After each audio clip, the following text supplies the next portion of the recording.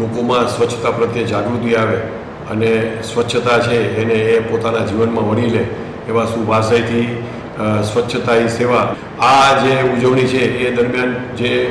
એવા સ્થળો જે આઈડેન્ટિફાઈ કરે છે કે જ્યાં કાયમી ગંદકી રહેતી હોય તો એનું કાયમી રીતે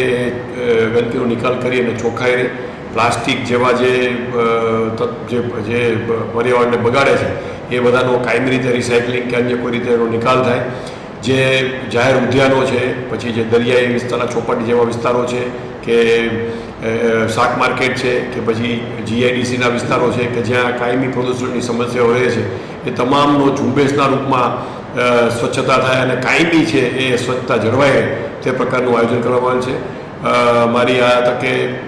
જનતાને જાહેર અપીલ છે કે આમાં લોકભાગીદારી તરીકે પોતે પણ એમાં જોડાય અને પોતાની જે આસપાસનો વિસ્તાર છે એને સ્વચ્છ કરવામાં અમને સહયોગ આપે અને સ્વચ્છતાને છે પોતાના જીવનમાં કાયમી રીતે વણી લે અને આપણું નગર, આપણું ગામ કાયમી સ્વચ્છ રહે એવી એક જાહેર અપીલ કરવામાં આવે છે.